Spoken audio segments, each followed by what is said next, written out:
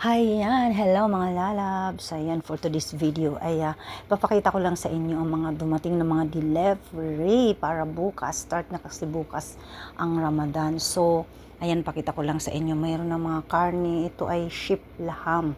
Ayan, nilagay ko sa freezer. Ito yung mga lulutuin ni March. Meron dito cook na din na mga beef, yung mga lulutuin. Ano kasi alam mo mga lalabs sila, iba't ibang klase ang kinakain nila yan kasi fasting sila. So, talagang iba-ibang putahe yan. Ayan, mayroon ng mga tamar din, mayroon ng mga dates din. Ayan, may shrimps, tapos mayroon ding beef. Yung itong beef na to is para to sa nila sa hamburger.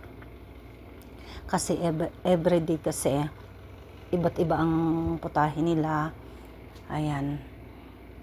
Kaya ayan, pakita ko lang sa inyo. Ayan.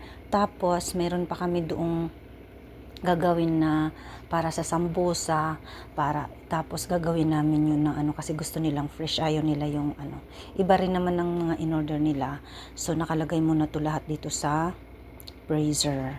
Ayan, meron na rin kaming panggawa. Ay, mayroon ding mga nuggets, mga mga patatas. Meron ding fresh patatas na kung gusto nila, kung anong, depende sa kanila kung anong gusto nila.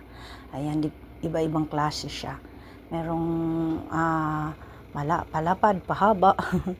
Ayan, so bali itong ko na ito, ipakita ko na lang sa inyo ng putol-putol na mga pagluluto kasi hindi na kami makaano nito ng pag-video talaga kasi mga lalabs, dalawa na lang kami ni Mars, at least before tatlo kami, umuwi na yung kasama namin. So syempre banatan na naman ito banatan na naman to ng trabaho, start na bukas kasi abutin to ng madaling araw ang pagkumain sila mga lalabs. Ayan.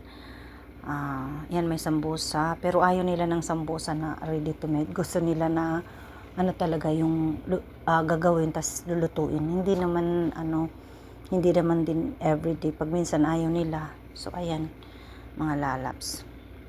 Ito yung mga hamburger para sa beef na mga lalabs.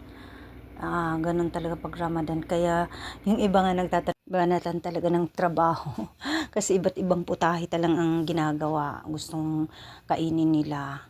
Kaya ayan, mayroon na kaming nabiling mga ready to cook na. Tapos yung iba na lang ang lutuin namin ni March, yung sambusa, tapos yung fresh patatas, yun na lang. Tapos yung mga sweet nila, yung gemat. Ayan, my favorite gemat. Tapos kung ano pa man ang ini-alternate ni March everyday. Kaya yan, meron na rin silang mga gulay, different na mga gulay, tas juice. Ayan, kompleto na yan dyan sa nakaready na namin yan. At saka meron na rin silang, ayan, mga cheese.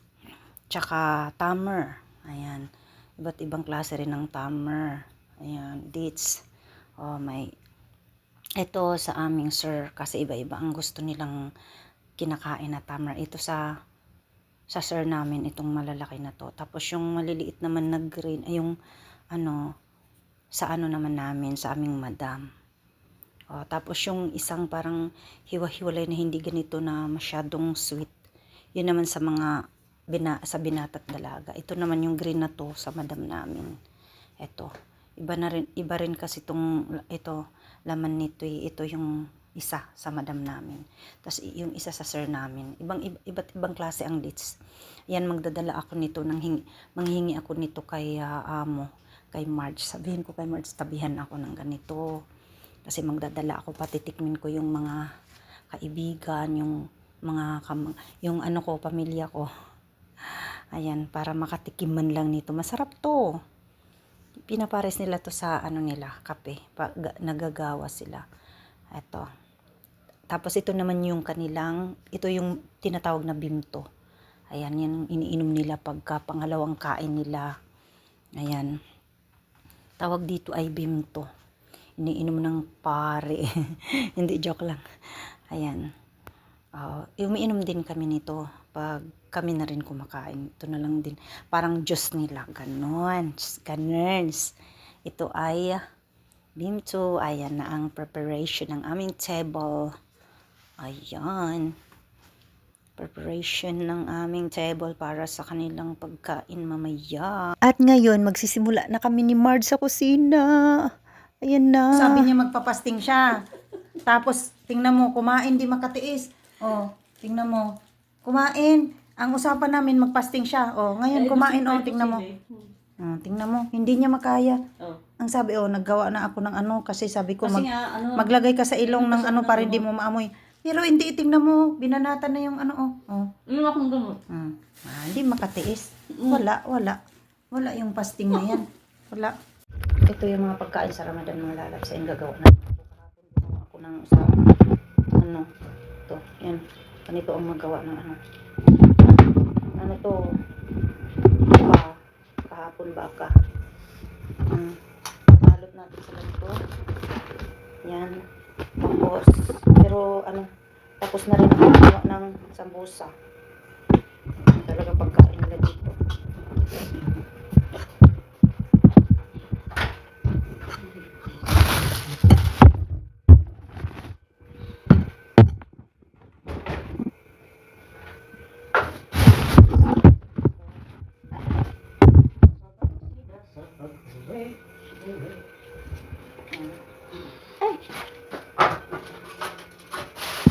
Ba't dumikit sa lamin? Sige, sumabay kayo, kang umuwi. Ayan.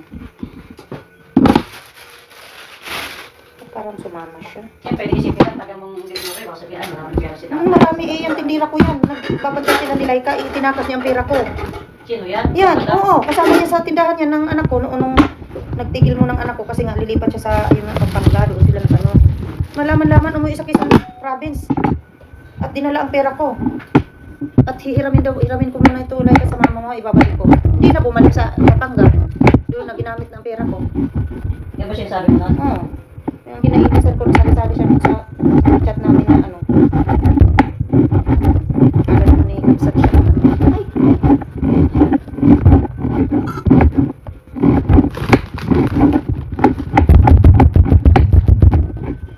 Sulo ko uuwi, wala akong daling tao. Kasi saglit lang ako doon sa Leyte.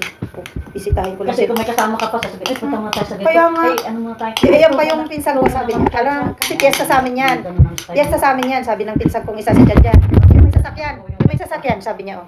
Dahil sabay ka na lang sa amin, pero maggasolina ka. O sige, sabi kong ganyan, pero hati tayo. Kasi malaki ang paggasolina ng may sasakyan. Sabi sa inyo, Hindi, may sasakyan kasi hindi naman, maghati kami, pero magsige ang ganyan si Janjan, oh. Dahil nakita ko ang Dunkin Donut, ganyan ang ano yan. O sige, sabi ko, pero tama na yan, alam mo naman, magpapabinyag ako. Ganyanin ko siya. O sige. Ano ba yung Kasi alam niyang, syempre, ang isip nila nasa abroad, di ba? Yun ang ano nila. Pagpipigil ko din naman sila. Kasi syempre, mga kababata ko yun, mga gagkapus ko yun, mga yan, grabe. Yan ang plus ko kasi kami ng bahay namin yan sa akin. Tsaka masayang kasama yan din ang pinsa ko kasi panay ang kanta, magpapatugtog, tapos pag kumain kami sa isang station, niloloko nila ako. Dahil may Amerikano, ganyan-ganyan. Anuhin mo, Inglesin mo. Jo, gumaganyan pa yan sila. Yung parang ang saya lang ba? Niloloko nila ako na ano. Ako din joker, alam mo naman. Baka may asawa yan dyan. Ay, may asawa talaga. Hayaan mo, ibitin ka dyan sa ano. Gaganyan sila. Pero ewan, kasi piyesta sa amin ang pag-uwi ko eh. Para naman makasayaw ako ng kuratsa. Kuradang. Kuratsa. Kasi kuratsa ang ano sa Leyte sa mga waray. Yung sasayaw ka ng kuratsa, tapos magbibigay ng pera sa gitna. Yung parang sa kasal ba? Sa kasal lang nilalagay sa damit. Pero yan, nilalagay sa gitna ba? Yung parang kaano ng piyesta. Parang ano ng piyesta namin. Yan, ito yung, anong tawag dito? Yan si Marge nagluluto. Anong tawag dito sa ginagawa ko, Bok? Ay, empanada pala to. Pagkain pala to ng sa Batangas. Yung mostly ginagawa ng taga Batangas. Empanada. Pwede nang magluto. Si Marge, kami sa magsosyo kami ng business sa Pilipinas. Empanada. Pwede naman ang baboy sa empanada Pwede rin chicken. Ano kasi to? Karok. Last one. Empanada. Last one. Pero may isa pa kulang pa tayo ng isa. Talo ko na lang doon. Ilagay mo lahat. Ang inaano na ini-endorso ng ano yata na dalawa sila. May ibibigay sa kanilang dalawa sigurado. May endorse silang dalawa yan. Ganun. Natutuwa talaga ako sa mga batang iyan. Parang sila na ang trending ngayon. Naiinggit na Parang yun. ano nga sila, sanay na sanay magpapilya nila, no? Oh. At saka ano, nag-uusap yan si Jillian at si ano sigurado yan. Nag-uusap na yan sila. At saka yan sila, na ano siya, pitch siya.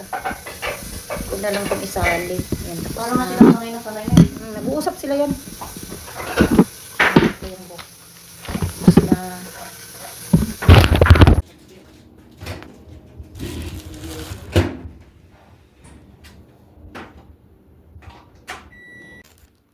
Ito yung sinasabing sambusa. Ayan. Nagawa na naman kami. Kasi kami, gusto kasi nila kada kain gagawa. Ayaw nila yung nakababad sa freezer.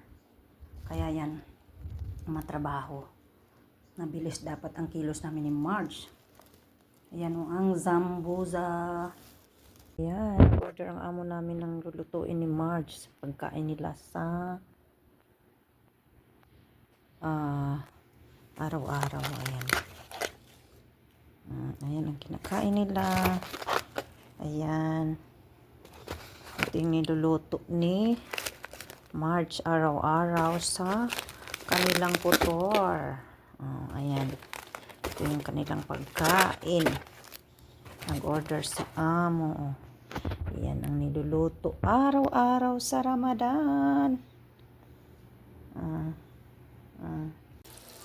Yan ang unang Ramadan. Diba? Gemat. Parang ano, parang gumawa ng butchi-butchi sa atin, pero dito gemat.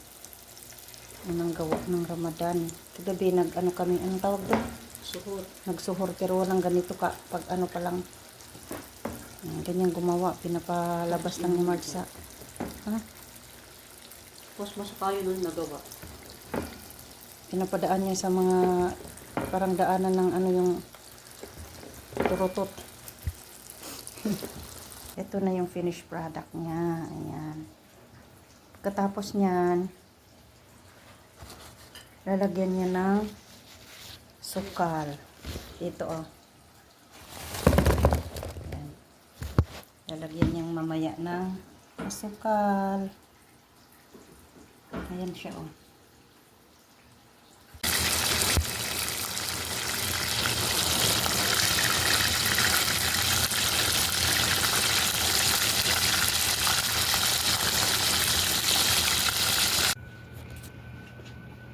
Yan, yung nasa kanila.